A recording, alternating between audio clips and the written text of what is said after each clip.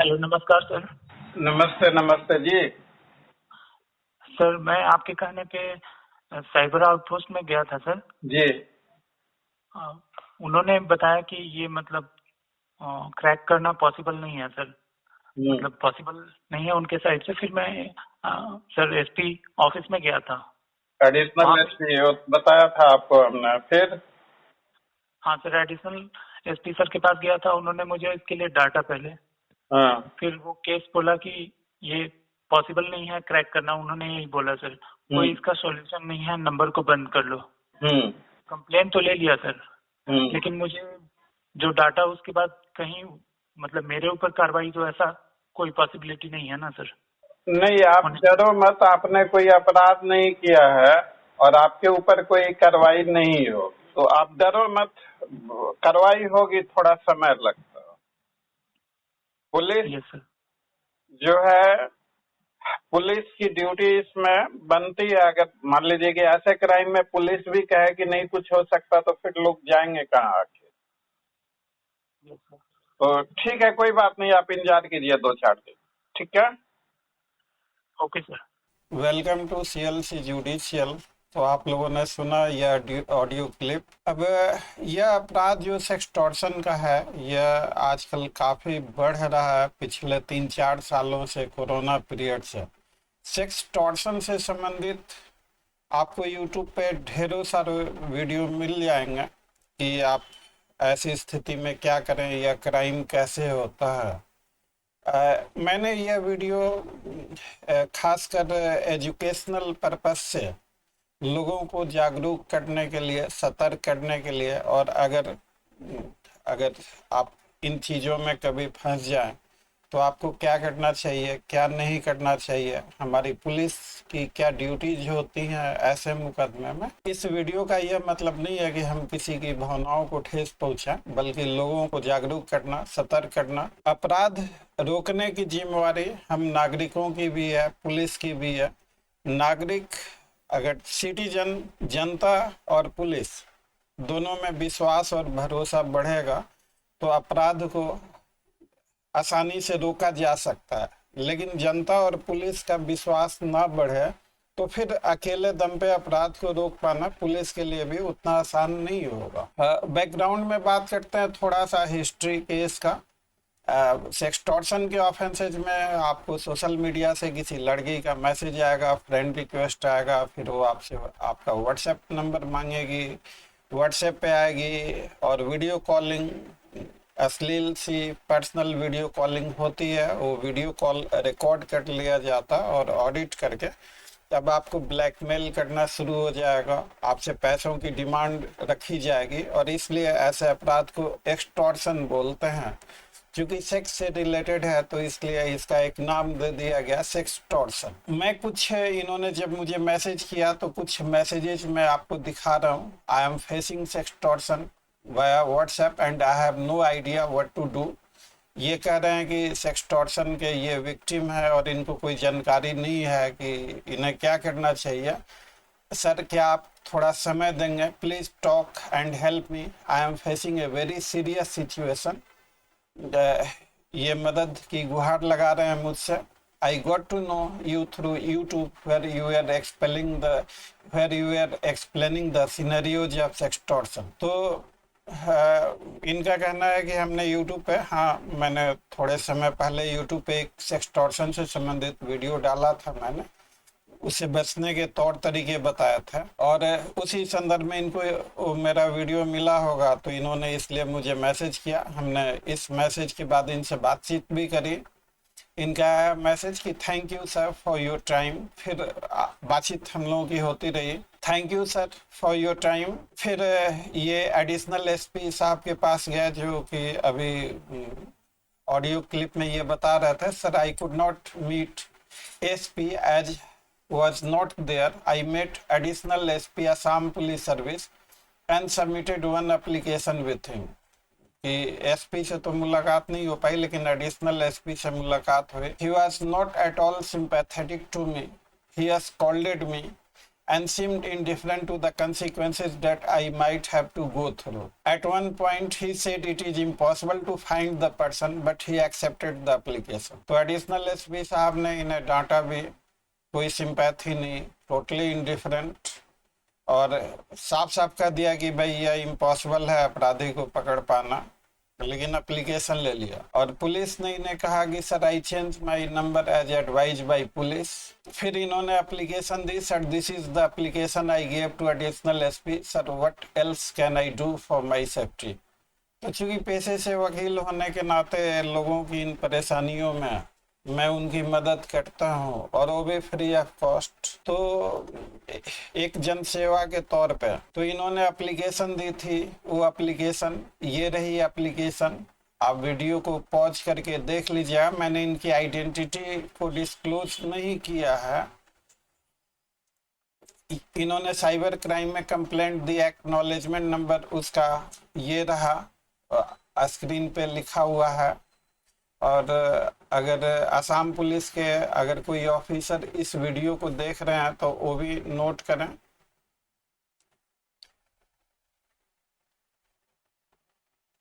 और कुछ चीज़ें हमने ब्लैक कर रखी है, क्योंकि इनकी आइडेंटिटी डिस्क्लोज होती, इसलिए आइडेंटिटी को डिस्क्लोज नहीं किया।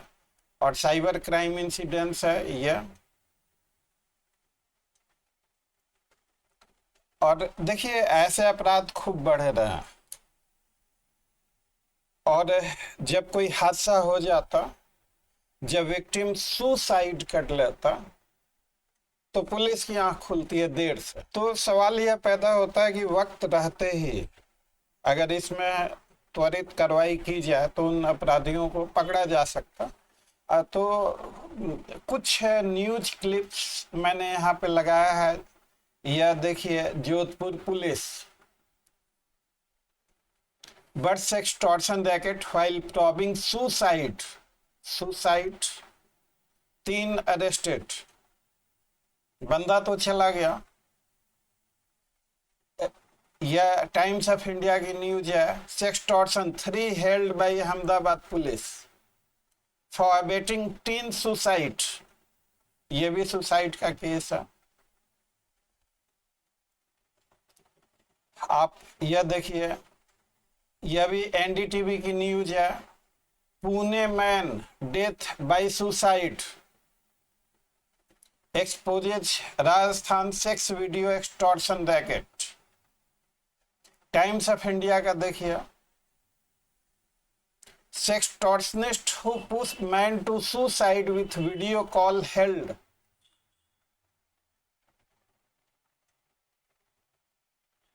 Crime branch busts extortion racket with arrest of key player. आप फिर यह देखिए, न्यूज है ये पुणे नाउ न्यूज का। Sextortion racket busted in West Bengal, 6 arrested in suicide case.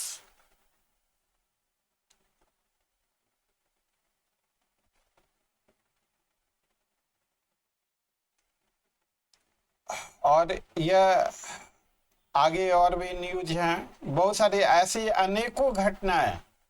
अब नाउ क्वेश्चन इज दिस कि अगर पीड़ित पक्ष की बात पुलिस नहीं सुनेगी, अगर विक्टिम की बात पुलिस नहीं सुनेगी, अगर विक्टिम से पुलिस कोऑपरेट नहीं करेगी, और ऐसे सेक्सटॉर्शन के मसले में अब विक्टिम बेचारा पीड़ित क्या करेगा? इस तरह से ब्लैकमेल किया जाता। वो अपराधी गैंग जो है, इनका पूरा गैंग, तो कहता है कि आप इतने पैसे दो तो वीडियो डिलीट कर देंगे, नहीं तो वायरल कर देंगे। आपके अब सोशल मीडिया के आईडी से फ्रेंड लिस्ट सारा एक्सेस कर लिया उसने। अब वो कहेगा कि आपके फ्रेंड लिस्ट में जितने लोग हैं सबको। अब ऐसी हालत में विक्टिम टूट जाता है पूरी तरह, और जब उसे कोई रास्ता नहीं मिलता तो न्यूज में देख ही रहे हैं सुसाइड। तो देखिए बात यह है कि जैसे ऐसे मामले में मेरा यह मानना है, देखिए यहाँ बैठ के किसी पे उंगली उठाना बहुत आसान है, किसी और पे गलती देना। यह वीडियो किसी पे उंगली उठाने के लिए नहीं बनाया गया, बल्कि एक फरियाद की गई है, एक अपील की गई है।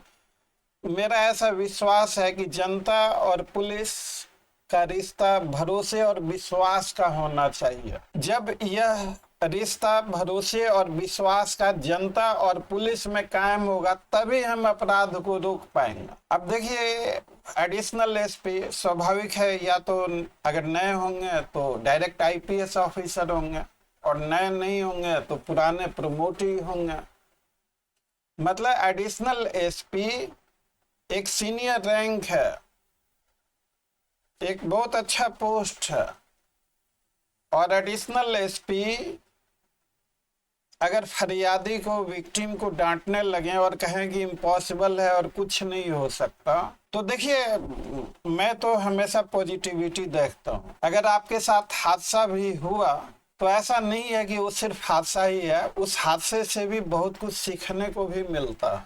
तो जिंदगी तो ऐसी होनी चाहिए कि मुसीबत में भी आप कुछ सीखें। तो देखिए, अब होता है क्या कि अब जैसे एडिशनल एसपी साहब ने डांटा या कहा कि नहीं कुछ हो सकता है कि उनकी सिंपैथी हो कि खामखा ऐसा करते रहता है और इन चक्करों में फंस जाता है, पैसे बर्बाद हो गए, इसके चक्कर काट रहा, अपराधी पकड़े जाएंगे नहीं पकड़े जाएंगे। तो हो सकता है यह भी, मैं यह नहीं कह रहा कि पुलिस ऐसा कुछ नहीं करती, हमारी पुलिस बहुत अच्छी है।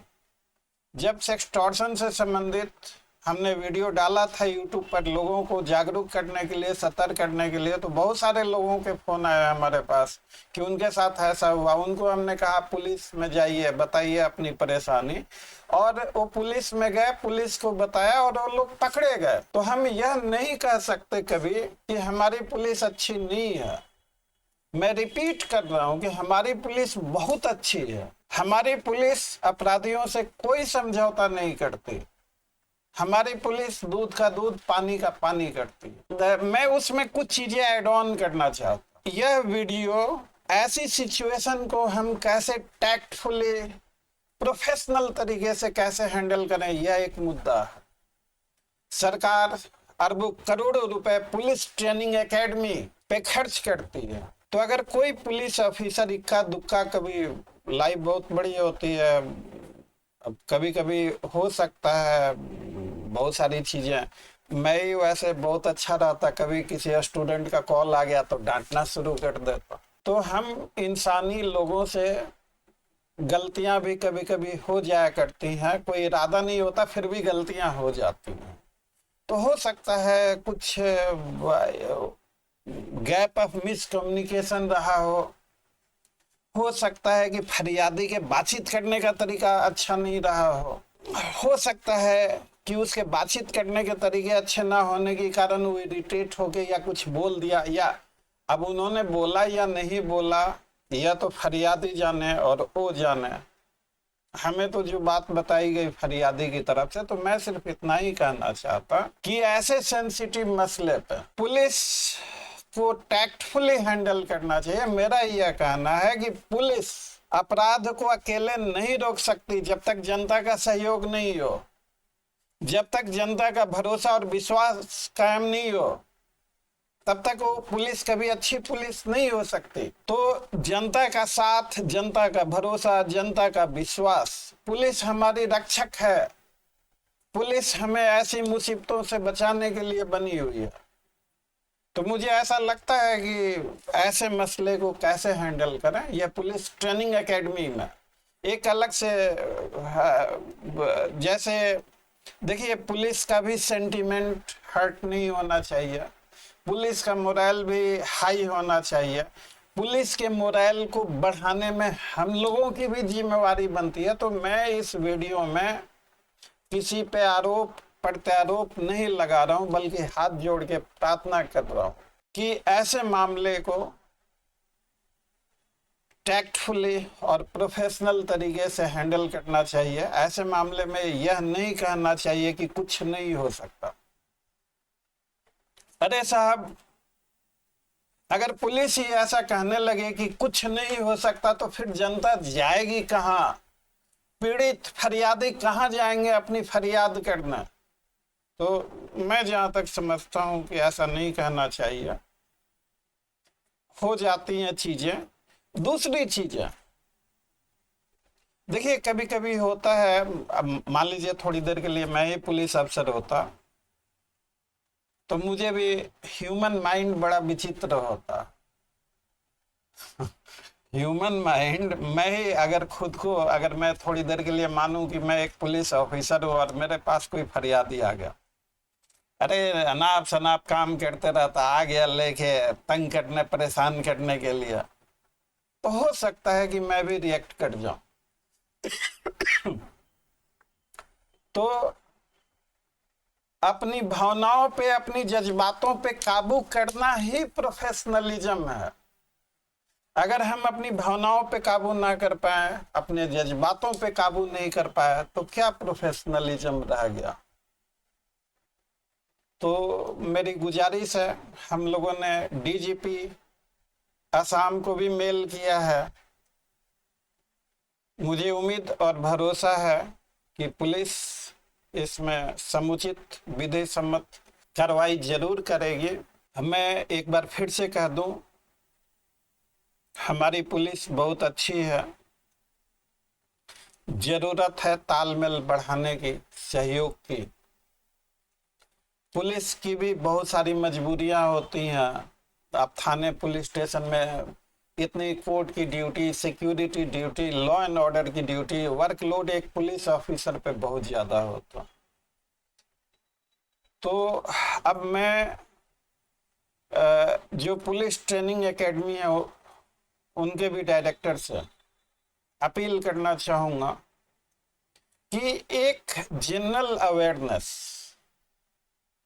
कि ऐसे मामले में पुलिस का व्यवहार पीड़ित के प्रति किस तरह का हो, इस पे एक हेल्दी डिस्कशन और इस पे विचार करने की जरूरत है। और इस वीडियो में जो भी बातें हमने कही है वो हमारे व्यक्तिगत विचार हैं। आप इससे सहमत या असहमत हो सकते हैं, और हमारे दर्शकों से अपील है कि इस मसले में आपकी क्या राय है, कमेंट करके हमें जरूर बताएं। अगर वीडियो अच्छा लगा हो तो वीडियो को लाइक, चैनल को सब्सक्राइब और इसे ज़्यादा से ज़्यादा शेयर कीजिए। Thanks for watching. See you again. Till then, bye bye.